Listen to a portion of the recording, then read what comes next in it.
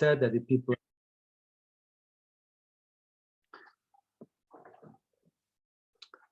in the Parsh, in the end of Breshis, the Rebbe is saying that he sees that Libera, the heart of the people are bad,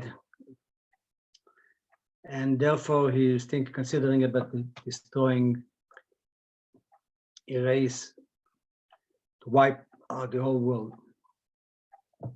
But we're lucky that he found he had one tzaddik, with his family, with 3 children, with their wives, and him and his wife.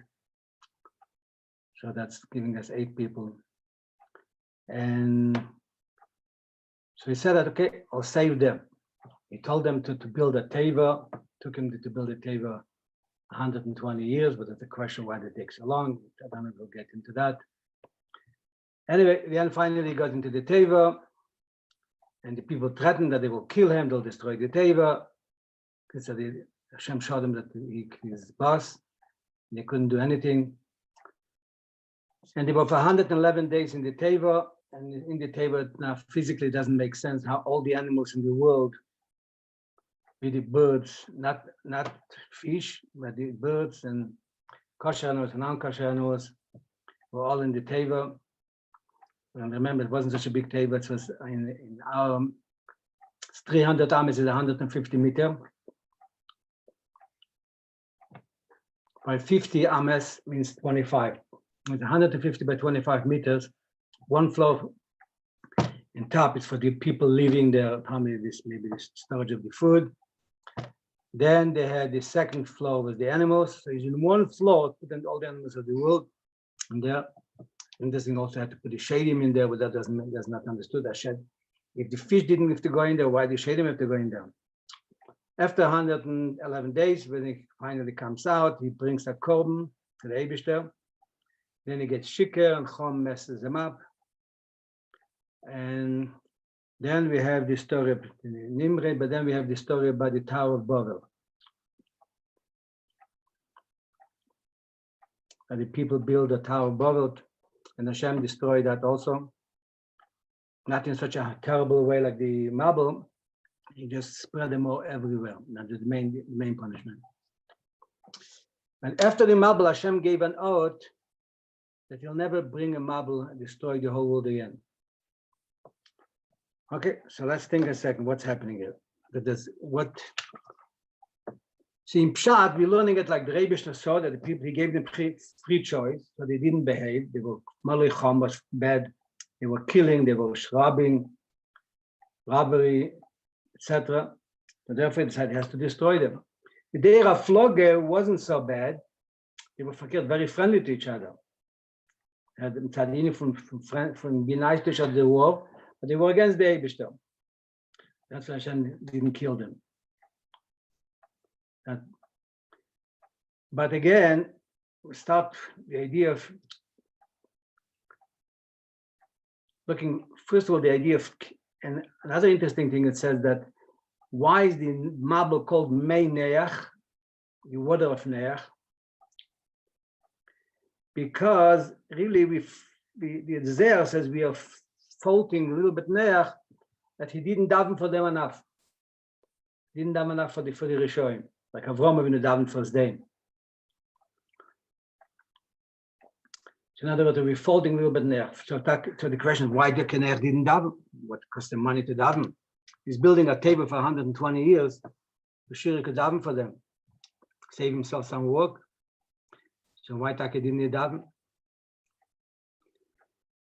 So I would say the question could become even bigger than that. What should he daven for them? They shouldn't get killed. That doesn't make sense. I mean, they were Malaya Chamas. They was completely full of corruption. And to daven, but they should do tshuva. So Taka should have daven Taka. And it's interesting also, the name Neach is also, he was given the name Neach because he invented the plowing equipment and also the curse that Hashem cursed the earth because of Chet Eitz and because of Cain killing Hevel, became much less. You see, the curse wasn't so strong that it became. So that he brought Noach, he brought comfort to the world. And it's called also the Zeh said on the other just before said Noach, we blaming him. Then Noach Neichel Elienim and Neichel Tachtenim. He brought pleasure to in the heavens and pleasure down here. By destroying negativity, it's good down here that people are not suffering anymore. You could say in Pshat. Neichel Elienim laying in heaven, there's not people who are sinning. That means upsetting the Eibishter.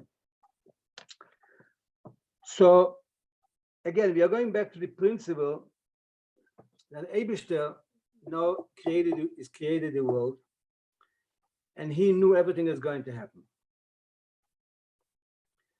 So it came the Mabul, after the Mabul, when Noach brought a korban, he's giving an oath to Eibishter, he's not going to make another Mabul. Why not? If it will happen the same thing, then we'll bring another Mabul. Why not? If it's not going to be as bad as Kol, you don't need a Mabul. But in the time of Enesh, already there was the flood from the Oceanus, the sea came up and destroyed a third of the world, and the people didn't learn of that. So when it wasn't so bad, he destroyed a third of the world. When it was very bad, he destroyed the whole world by the Tower of Babel. It was not so bad. He did not destroy them. He just spread them. But why is he making a promise that he's not going to destroy them again? If he'll need. And if you could make a promise, why didn't he make a promise? And he created the world, make a promise, he'll never destroy the world and just give it. If you could manage it without destroying the world, I'm sure he would have. So why? So he's saying in the beginning, it's going to be destroy the world, and then he's changing it. And interesting, the logic why to destroying the world was the same logic. Why not destroying the world? Why destroy the world? Because people are bad from beginning. Their heart is full of bad. That's why I'm going to destroy them. Then he's saying, I will not do it because Leiv Ha'adam Ra Min Urav, because they are bad from when they were being born. So the same logic, why? Because they are bad, completely bad from the beginning. Therefore, he wants to destroy the world. And then he's saying, because they are bad, so what could you expect from them? Many Mepharshim said, what could you expect from them? But listen, they are bad, so anything good you could get out from them is good. So why Hashem didn't know that, but that's what he will think after the Mabul, that they are bad, so nothing you could do. Whatever you could get out from them, you should get out from them. And I would say the better question is, why didn't Hashem skip the first 10 generations? Why create a world that had the potential to become so corrupt that you have to destroy the world? Start with the world with Noach after the Mabul.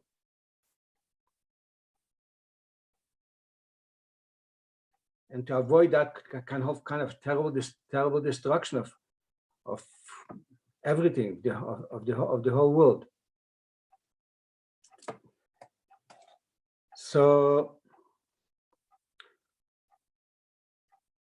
what did we gain from the whole thing?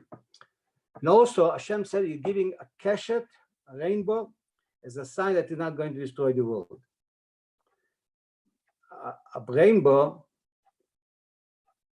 is a natural thing. When you have water spraying, even you do in your garden, put the water spraying in the sun, you'll have a rainbow in the water. So what means he gave them a rainbow as a sign? Why a rainbow as a sign? And rainbow is a natural thing. How is that connected to not to destroy the world? So the answer on that, but that's making the question, that initially the world was a coarser world, a thicker world, much coarser world. Therefore, it was be able to. Therefore, they didn't have a rainbow before. Even the water was much more coarser. That's why we're not allowed to eat animal. After the Mabul not only was killed them, but made a more refined world. And after that, the elements of the world became a little bit more refined, right? And therefore, they were able to. It was a rainbow. And therefore, they were allowed to eat meat. So the question comes again: what does the Eibishter want here with the whole story?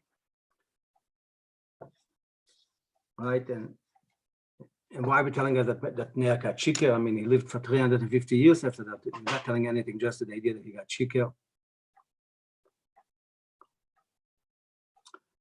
So again, we have to go to the principle of the understanding of what's happening, remembering that the Eibishter is the essence of goodness. And he knew that's how the world is going to be, and he could have stopped it, could have not created. He said that's what's going to happen. He gave us free choice, fantastic. But he saw what's going to happen, right? So if you're opening a school and you're giving the kids free choice, and you know what's going to happen, they're going to kill each other. So if you're a normal person, do not announce, send an emergency message before you open the school. This school is not opening. If you know for sure what's going to happen, so the Rebbe knew for sure what's going to happen.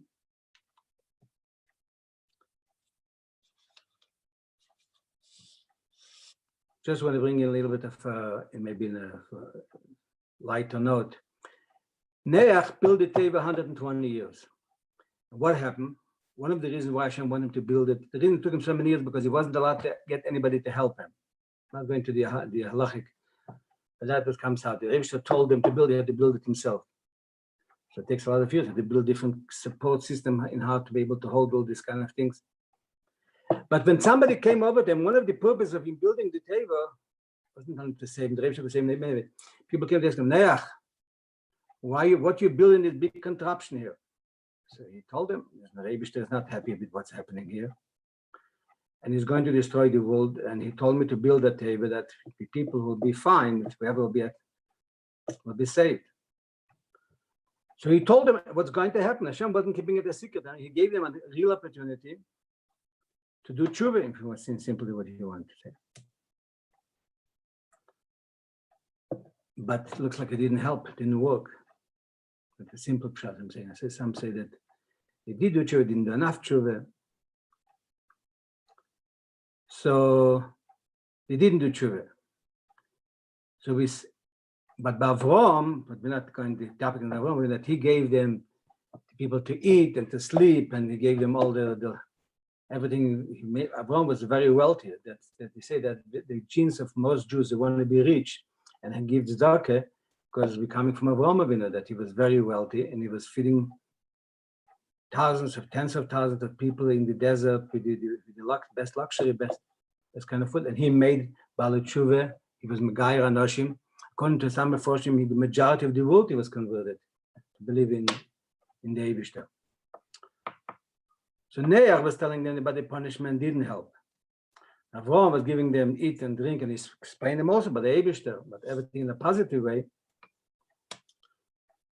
He had a stick also. He had a carrot, but he had a stick also. It says if you don't want the bench, then you have to pay, and you have to pay grob. So in other words, what we must understand that the Eibishter know everything that's going to happen, and he could have changed it easily before he created in the DNA of that. He could have changed it, and he didn't want to change it. And that why he didn't want to change it, why he didn't change it. In other words, ultimately, the best system is the way it was. There's an interesting explanation of the Rebbe. In the Makkos that Hashem brought to Mitzrayim, where you can talk about destruction. So there was each was say 50 Makkos, and one opinion said each plague was from 4 Makkos. It means altogether it says well, there was 200 Makkos. And another opinion said that each one was from 5 Makkos. So therefore 50 times 5 is 250. In other words, there was 10 Makkos, but each Makkah, right, had many details to a point that ultimately the minimum what you're talking about is that it had 200 Makkos, or according to one opinion, even 250 Makkos. So the question is, what is the point in saying 200 Makkos? And each one brings a raya from the pasuk also, the same pasuk. Well, what you're counting? What's the difference if it's 10 Makkos, if it's 50 Makkos, if it's 200 Makkos, if it's 250 Makkos? Each Makkah is from 4 or from 5. The Rebbe explains very interesting, and that's explaining us a little bit about the marble that when there is something bad, could be the final product is bad. let's say a person builds a table, a crooked table. So the final product is a bad table. So what do? You take it apart and you try to build it properly now. But the wood could be a good quality of wood. And the nails were good quality of nails. Everything that you used to build it was good quality. So now in everything in the world, it has 4 elements: fire, water, air, and earth. Right? So when the Mitzrayim were bad, the question is, were they bad as a final product, what they were put together from all the 4 elements? As the Egyptian, they were bad. Or even each element of in each person in the country was bad. That even if you take them to be separated to the 4 elements, fire, water, air, and earth, separate them to these 4 elements, is the 4 elements good or bad? So the opinion that says that every market for 4 markets, he's saying that the Egyptian was so deeply bad that even if you take them apart, each element was bad. So therefore, the market wasn't good enough just to kill the Egyptian. It had to have, each market had to be from 4 markets. Each market had to destroy the elements, the 4 elements of that they have in themselves. Because if you'll destroy the final product, but the elements remain bad, then somebody will come, if the wood is a rotten wood, you put it back together, it'll still be a bad product. That's what the opinion is, that each market was from 4 markets. The other opinion says no, each market was from 5 markets. Why? Because beyond the 4 elements, 4 Yesedis, as we're saying, Arba Yesedis, Eish, Maim, Ruach, Ofor, fire, water, wind, air, and sand. So, but in Egypt, the bad penetrated so deep that the elements were bad. So you couldn't just destroy them, separate them to 4 elements, and then put the elements together because the elements are bad. You had to destroy the elements. But there's something deeper than the elements. It's called the Keach HaYuli, the potential of existence. We call it the essence of existence. There's not even elements yet. The question, if that essence of the existence, what's called Yuli in philosophy, in Chassidus, I mean, the potential for that thing to be, there's no fire, water, air, and earth yet. There's something, just the potential of it, much more. Was that bad or not? So the opinion said that every market was from 4 markets, hold that wasn't bad. The Yuli wasn't bad, therefore it needed to. But the opinion is that each market from 5 markets, because the essence was bad and had to be destroyed, even the Yuli also in Mitzrayim had to be destroyed. And therefore each market was from 5 markets. So basically coming back to the marble, right? And it says we came out Elam Chodesh, right? So a new world. What would we lose if we would skip the first 10 generations? Start with Noach. Even that would be pretty bad. They still made it. Chom sinned against his father. Noach got chicken. It was a wrong act. The Tower of Babel was still bad. And then there was Dame. There was still plenty of bad. And then in Mitzrayim. So the idea, basically, what we have to understand is negative comes from a very high source. The source of it, just like the source of why could we eat? How could we get sustenance from physical food? If you're a person, you're much higher than Daimon Tzemeach Chai, how could the Daimon Tzemeach Chai give you life, keep your life? So the explanation is given as Kol HaGovea B'Yeser Yered Lamato Yeser. The idea is that the higher the source is, the lower it falls out. It manifests so that Esau, that's why Esau was the pro higher than Yankov. In Kabbalistic terms, Teyu, Elamateh, that the Sheresh of Klippos is higher than Tikkun. So Yankov is from Tikkun, Esau is from Teyu. So the source of physical, to a point that the physical world, it was the lowest world, his Sheresh, his root, has a higher care than in the spiritual world. In the word of Tanya, what he's saying is, as the only one that could create yesh me'ayin, something from nothing, only Atzmus, only the essence of the all revelation of godliness, Elam Atzilus and higher, without the power of Etzem, it doesn't have the power of creation. But we're not going to the explanation of why, but the Alter Rebbe explains it, that the revelation of godliness, the highest revelation of godliness, cannot create, doesn't have the power of creation. Only, so in other words, in the physical world, you have something higher than in the spiritual world, and that's why we are sent here to get to that. So now, if the Eibishter would have created the world in a better way, that means that he did not experience the idea of kol hagovea b'yesa yered lamata, that the higher the source goes into the lowest, lower than there's nothing lower than that. You have to get to that, and then that will transform that into positive. So if we will start to transforming a level of bad, but not the lowest level of negativity, so then we're not going to reveal that level of godliness that was necessary, highest level of godliness that needed to create the lowest level of negativity. That's number one. So again, so what we are saying is that the whole reason of the creation, right? The Eibishter is the essence of goodness, is to come to the idea of Mashiach.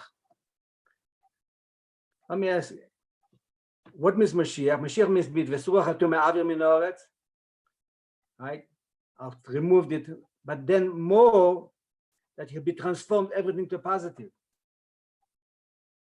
So therefore, the Eibishter did not, I would say, almost a way knew the plan, and it's going to be careful to say the word. He wanted that to happen that way, because if he didn't want it, he would have avoided it. He could avoid it. He knew what's going to happen. And as I said, it started creation with a stage later. Because ultimately, we are going to making a dire, as Alter said, dire betachtenim, a dwelling place for the Eibishter, and reveal in the Tachten. But he said, watch Tachten. Tachten, she'ein Tachten lamata imena. Into the lowest level, there cannot be anything lower. So when you're looking on the whole idea of so Hashem created a perfect world initially, right? Adam Rishon was in Gan Eden, was a perfect world. Why that? In order that the essence of the world is good. And the Rebbe compares it to an interesting idea. It says that Shatinik b'mei imei, right? When the fetus is in the womb of the mother. So it's neir dolok al reishe, there's a candle burning on his head. That's why maybe the mother has a heart burns. Just a joke. I'm not taking it serious. And melamdim is it kol Torah kula, and we teach him the whole Torah. So in the womb, the child learns the whole Torah, and then says, and he's born Sotri al Ponav. I don't know where they're coming the idea of this thing here. But the Gemara says, she said Sotri al Ponav. It makes him forget, and now I have to start from the beginning. Now halachically, it's forbidden to forget Torah. Number one. So here we are. Okay, he's not doing it himself. The Malach is doing it to him. But why do something that in essence is wrong? And second thing, the main question is, if you're going to make him forget the Torah, why are you teaching him the whole Torah in the first place? So the explanation the Rebbe is giving, that the child, the essence of the person, his Torah is his first nature. And then the idea of the negativity that comes out is the idea of second nature. So therefore, when we are talking about this, when talking about destruction, it's not just a destruction. Like it says that the water was for 40 days and was like before it saw of a mikveh, was to metar, to purify. In other words, you're taking the Ra and you're going deeper than the Keach HaYuli even, as we said before, not only the 4 elements, but you're going even deeper than the Keach HaYuli was bad. You're destroying that. But when you're destroying, it doesn't disappear, nothing disappears. You're coming to a deeper level of the existence of the idea, of that aspect, and then you transform that into positive. So therefore, once we approach that in that understanding, that everything is designed, the world was created for Eden and for Torah. That in order we should accomplish, reveal the deepest level of Torah, and the Jewish people should reach the highest level. And therefore, ultimately the Creator is only the Eibishter. And the Klippe cannot go really in the absolute essence. It cannot oppose the essence. I said Zelo Umazeh. In Klippe, there's always a level against positive, but only in the level of Nefesh, Ruach, Neshama, Chaye. But against Yechideh, there's no Klippe. There's cave with Neodom, something similar, but there's no. Now that once, so the idea is to reveal the essence of the Eibishter, to reveal the essence of the Jew. If you're not giving him the ultimate challenge, he'll reveal very deep levels of the Neshama, but you're not going to reveal a deeper level that's there. What is the deeper level? The absolute essence of the Eibishter and the essence of the Neshama of the Jew. That is one with the Eibishter. Chelek el Mal Mamash. Then you have to reach that. You have to, in order, you have to reveal that he has to, almost like saying in a certain way, say, fail in every level in order to go to a higher level. You come to a level, either you're successful in that level and you go, or you fail in that level, but that takes you even into a lower level, right? And then that is the revealing of the essence of the Eibishter. That's what we're saying. Not only that the Eibishter was happy that he destroyed the Reshoim and it was quiet here down here in this world, wasn't so quiet. No, there's a Nachas Ruach LaKadosh Baruch Hu. Because that revealed a deeper level, I would say, in the collective subconsciousness of the world. And especially it came out in Noach, and then mainly in Shem. And then was able to come to the idea of Avraham Avinu. And that's why Noach couldn't daven for them, not only because he was lazy to daven for them, because at that time, that was necessary. Unless if we'll daven to make them to become Balei Tshuva, doesn't mean they're transforming really, according to some portion, they did Tshuva, but they didn't do enough Tshuva. It's not good enough to transform the absolute darkness into light. And that's what it says in the Chumash, but we know that a person cannot complain, I'm very deeply have negative inclination. All that was destroyed already. And therefore that is, every generation went to a deeper level and a deeper level from the previous generation. So in conclusion, what we are saying is that even that whole idea of modern Mauritius, what we spoke last week, and this week we're talking about the Mabel, the destruction of the whole world, and then the Tower of Babel. It's all part, it's a Yerid, it's a Yerchaliyah. And then it said the descent for the sake of an ascent.